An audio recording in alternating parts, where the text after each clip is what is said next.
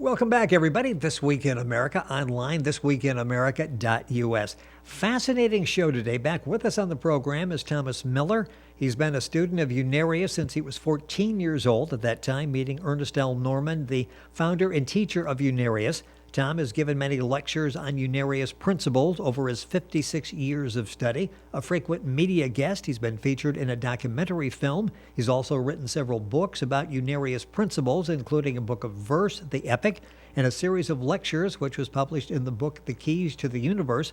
Tom maintains a website, UnariusUnited.com, that features Dr. Norman's teaching, as well as student testimonials and discussion. With a degree in science and accounting, Tom is the owner of a tax accounting firm in Portland, Oregon. The website, once again, is UnariusUnited.com. And back with us on the program is Robert Maxim, author of the Legacy series. Born in 1957, Robert experienced several sleep-time visits to other worlds as a child, witnessed countless. These visions continue to date in both wake and sleep states. He studied concert piano starting at age 3, but changed his calling to science following his visionary experiences. And the Legacy series is the culmination of these experiences, shared with the world for the first time. The website is rgaetan, that's RGAETAN.com, the Legacy series. Robert and Tom back with us on the program. Gentlemen, welcome to the program. Looking forward to our conversation today. Hello, Rick. It's good to be with you. It is good to have both of you back. As always, we talked with the two gentlemen a while back, a few weeks ago in the program. We are back for more of a fascinating discussion. Information, of course, available at all of our websites. Maybe just remember thisweekinamerica.us if you're traveling and can't remember everything else we're throwing at you. Go to our website, link on to get information for both Tom and Robert. And Tom, let's start off with, we talk about Dr. Norman. Talk about some of the basic precepts of Dr. Norman's teachings. What all are we talking about? What's the core of what we're talking about? Well, Rick, the basic foundations of Unarius, his teachings, Dr. Norman's teachings. We'll go over that, and these are the bare bones, and then we can drill down on them a little later. But the main first foundation or fundamental concept is that everything is energy, including all of us, and it's indestructible, and it cannot be destroyed, just changing its form. So we have a dynamic condition, what we call infinite intelligence, which most people might want to call God, but we don't have the personal God involved in our teachings. It's the infinite intelligence, which permeates everything and is everything. So that is energy. It is the infinite God. Okay. And then we have basically the concept of a psychic anatomy, which people would refer to it as a spiritual body. The soul, a lot of people think of it as the soul, or we call it the psychic anatomy or psychic body. That resides in another dimension. So what we see in our physical life is just the surface consciousness. It's like the front end of a TV screen. And the real part of us is in these higher dimensions. We call them multi-dimensions or higher dimensions. The scientist is just now formulating theories about multi-dimensions. But these are energy relationships too, in vortexual forms or circular motions, where time is incorporated into the cycle and or the vortex. Whereas in the third dimension, everything is unidirectional, or sinusoidal. It goes from one place to the other place, and time is separated out. But in the fourth dimensions, these psychic anatomies, all of us, reside with various experiences incorporated into our psychic anatomy from past life experiences and also this life. Dr. Norman departmentalizes the psychic anatomy into the subconscious, the mental conscious, and the superconscious. So there are layers of onion, you might say. The Eastern philosophies sometimes refer to the soul as onions, where they have layer upon layer. Right. Well, this is true with the psychic anatomy. It's different sections of the soul that we're involved with when we're talking about our spiritual nature. Then we have the basic concept of reincarnation, or the transmigration of the soul. Now, there's a lot of concepts in reincarnation, but more than half of the world believes in some form of reincarnation. A lot of it is misinformation, where, like in the Eastern Hindu philosophies, you might come back as a cow or a fly, but that's misinformation. You always, once you get to the point of being a particular person or being, then you no longer go back. It's like the horse is out of the barn. I mean, you can't Okay, exactly. Yes. can't Yes. put the horse back in the barn. Anyway, so we go through thousands and thousands of Earth lives, and we accumulate a lot of experiences of a very diverse nature, because that is part of the other concept, which is everything is evolving. Evolution is one of the core concepts of the principles taught by Unarius, and that evolutionary process is infinite in nature. It never stops, and everything is evolving. Every atom, every planet, every sun, every galaxy, every universe is evolving, and it is evolving, meaning that it is changing. It is dynamic. It is kinetic. All energy is kinetic, is moving, it's oscillating. It is going from positive to negative as an energy waveform, like the photon of light, or the gamma rays, or whatever. They express themselves. That energy expresses themselves with information put on it by the experience itself. So the energy is the conveyor, and it is also the medium. And so, but these energy waveforms oscillate in the psychic anatomy in another dimension, and in fact, multi-dimensions. That soul actually expresses himself in many, many different dimensions. With us on the So, program, Thomas Miller and Robert Maxim. Thomas is talking to us now, giving us some of the background, the precepts of Dr. Norman's teachings. Unarius, the website we're referring you to, is UnariusUnited.com. You go to our website, thisweekinamerica.us, and you can link on directly to that website and get more information.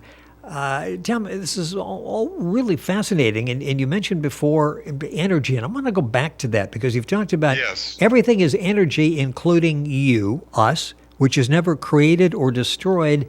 It just changes form. Talk about that concept, because most of us, it's not something we're really aware of. Okay, that's a beautiful start, because we were going to go back to all of these and drill down on these concepts, because they're very, very far-reaching. Yes. And of course, they're infinite in nature. Now, what is energy? What does the scientists say energy is? It is, it's either kinetic or it's static. It is generating a force.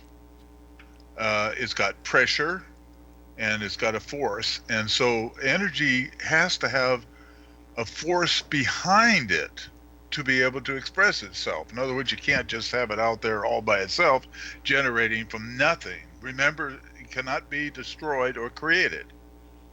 Okay, so energy just changes form. And so the energy itself is the substance or the stuff of the infinite creator. It is actually the creator himself, or itself. Right. And so the energy expresses itself in, like we say, an infinite number of forms. Like the Tao, it says that out of the one comes the many. And that's what we're talking about. The infinite intelligence is the one infinite source, and all of the energies that it expresses itself in all the different forms and all the different dimensions, including this third dimension, which we are intercepting a certain uh, finite part of this infinite and actually expressing in ourselves. All the atoms are part of this infinite energy. And you can see that this energy is expressing what the scientist sometimes calls work. Okay. And that is the determination of energy. Then we come back with the various equations that describe this particular force in the quantum mechanics and Einstein's E equals mc squared. All of those mathematical tools are describing this force or this phenomenon. And this phenomenon is expressing itself. This is a very important point that we use as a foundation to the other levels and the other forms of expression that we're learning. As an evolutionary being, we are coming and going from the earth world into the spiritual worlds, the earth world, the spiritual worlds. You can see that that now becomes an oscillation. 60 to 80 years is one half of the cycle. You go up into the other part of the cycle, it's in the fourth dimension. So you stay there for a while and then you come back and you're oscillating back and forth for many thousands of years, accumulating many experiences, all of the experiences that are necessary to master ourselves. And that is the evolutionary process baked into our soul. So, and the way it's baked in is the description of a superconsciousness. Now, the superconsciousness is everything put in it by the infinite for us necessary to experience an entire evolution. Now, since the infinite is not beginning or ending, what is that telling us? It's saying that the superconsciousness has no beginning, no ending either. Right. And so therefore our evolution is non-ending. And so we evolve into the, like the astral, whatever worlds you want to call it, but the astral worlds and the celestial worlds and then the logi worlds. And, it just keeps going up into what we call a vortex. If we look at like a tornado where we have this funnel, and at the point of the funnel, it hits the ground. Now, we can use this as an analogy of how the frequency relationship is involved. That's another concept, frequency relationship. And so, anybody that's like a scientist or musician knows what I'm talking about, is you've got harmonics, or this energy is regenerating. It is expressing itself in harmonics. It is like it's like a radio, a super heterodyne radio, the old super hets, where you have the local oscillating frequency in the radio, and then you've got the transmitter from the station, and that frequency heterodynes or beats against each other, and they come up with a new frequency, which is called a harmonic. That harmonic then is demodulated and sent to the front end of the radio by various, tubes and transistors and capacitors, etc. So this is the same way that we are expressing ourselves and how energy expresses itself. It regenerates. Now, the ramifications to that is really wide-ranging, because if we think about our own situation, everybody just think about ourselves and how we operate, which most of us don't know these things of how we operate. So we're in the dark at this level or stage of our evolution. And this is what we're beginning to learn.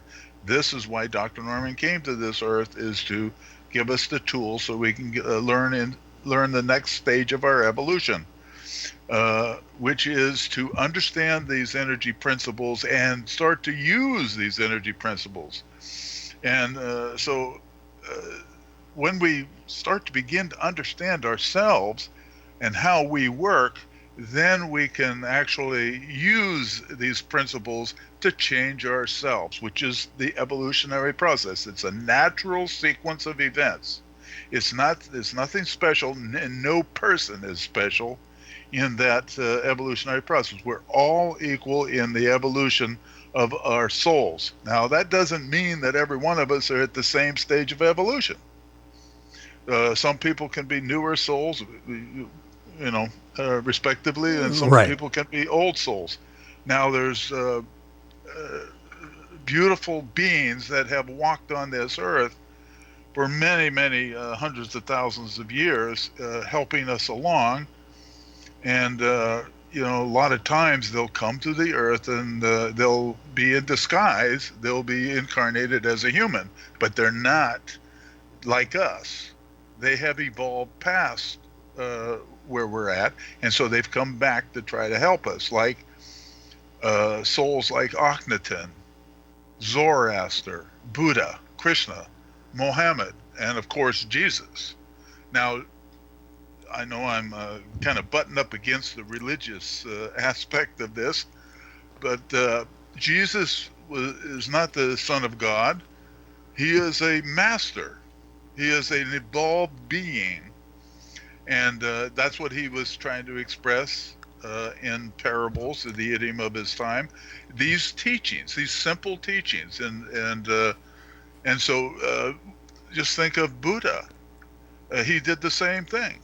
Krishna taught the same thing.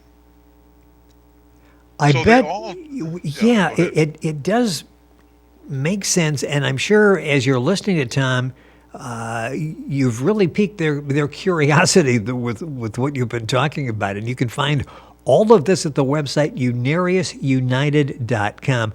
Really important material that we're covering on the program today. And time is going by way too quickly, as it often does when we get involved in a discussion like this.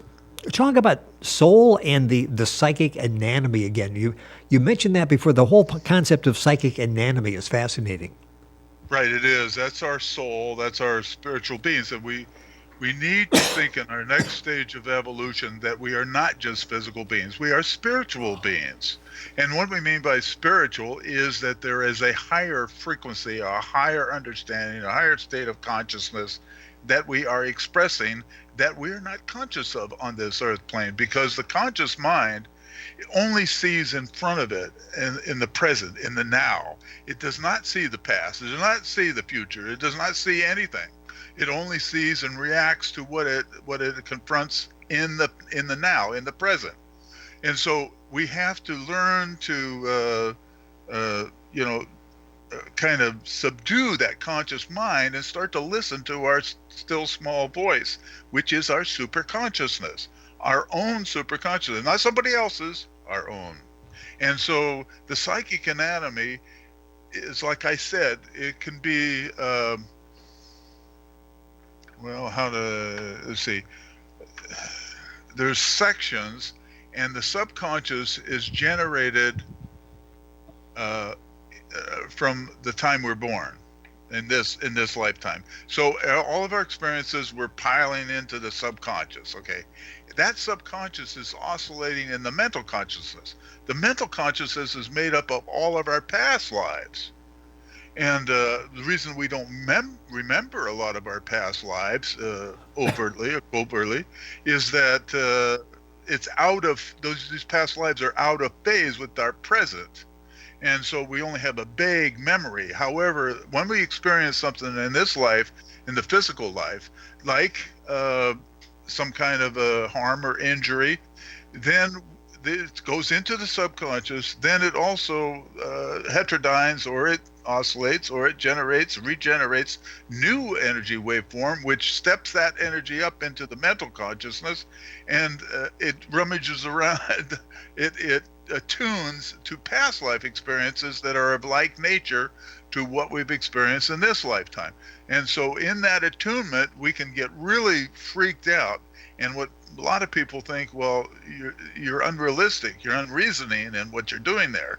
And yet you are remembering a very, very strong, real past lifetime, even though you don't know it and somebody else might not know it. But anyway, then it goes into the superconsciousness, to be polarized. What that means is that the superconsciousness, when we first start out our evolution, it's kind of not activated individually. It is still out there in the infinite, uh, without the individual energies or consciousness on it. But when we experience these things from the subconscious into the mental consciousness now heterodynes with the superconsciousness part of that experience. The superconsciousness part of that experience is its perfected state of that experience. And so the mental consciousness is the unbalanced or imperfected part of that experience, which is what we call negative past lifetimes or injuries or psychological problems or whatever. Right. And yet, we are evolving through that superconsciousness intercessor that actually comes in heterodynes or oscillates or balances out or neutralizes that particular past life experience. Now it becomes positive, and you now use it for what we call wisdom. And wisdom is just making a lot of errors that we've learned from. And so that's what is going on in the psychic anatomy. There's a lot of activity, in other words, every second of the day. Now, a lot of times we think, okay, well, how are we interacting with this psychic anatomy? Well, we built up a physical body, a vehicle that is inculcated five senses, okay? And that is the sensing devices that will get the information from the outside. It'll go into the brain. The brain is not the seat of intelligence. It is a transceiver. That's all it is. It's transceiving.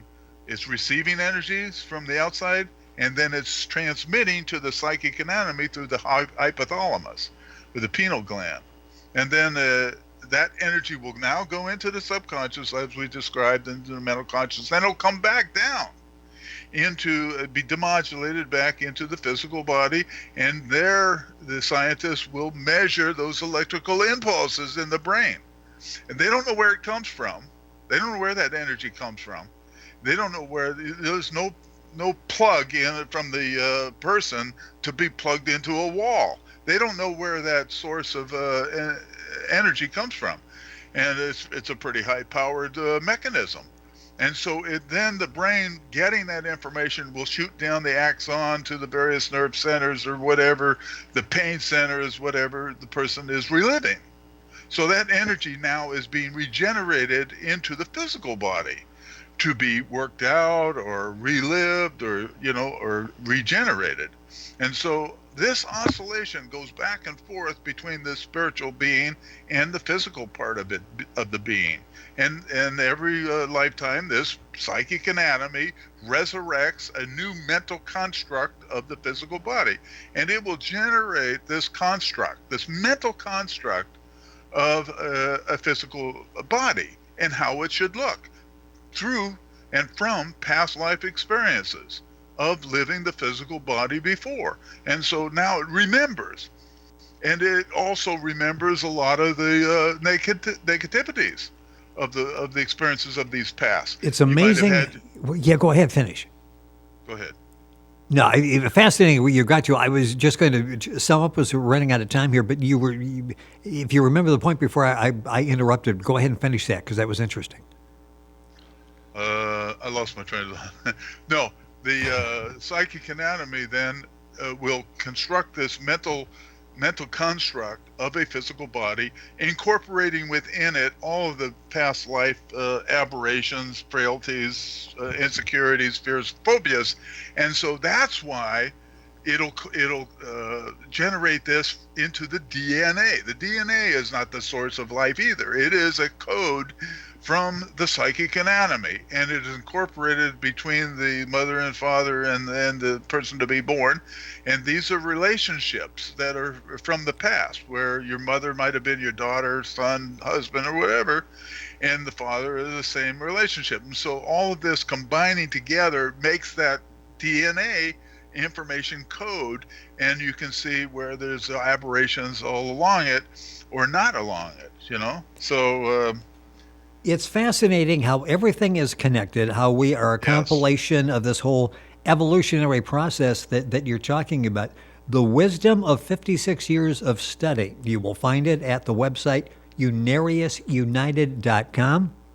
Unarius is very simple, UNARIUS United.com. With us on the program has been Thomas Miller. If you have a specific question, you can go to Unarius United and submit it there, and the contact information. Or go directly to our website, thisweekinamerica.us, and submit the question that we'll bring up with Tom the next time. With us, and if you watch the YouTube version of this, Robert Maxim, our guest, author of the Legacy series, a frequent guest on the program, been going through some visuals that connects everything that we're talking about from Tom's standpoint. Gentlemen, thank you so much for being with us on the program. Tom, that's really fascinating, and how everything is tied together, and we will not look at energy the same way again, will we? I mean, it's a whole different concept of energy. Yes, I hope not. We need to be looking at it this way. For Yes, our and own benefit. yeah, and it's a fascinating story that's unraveling over the last couple of programs that we did. Yeah. I'm going to take a minute here at the end. I mentioned 56 years of study. How long did it take you before this really started to fit into place? I know you studied with Dr. Norman for a number of years. This really is an evolutionary process for you as well. As I read each book, I understood it just like I knew it for thousands of years. Amazing. You're listening to This Week in America. Information at the website, UnariusUnited.com. Thomas Miller, Robert Maxim, our guest on the program. Information at our website, thisweekinamerica.us. Gentlemen, thank you once again for being with us. Thank you for listening. We're back after these messages. Thank you, Rick.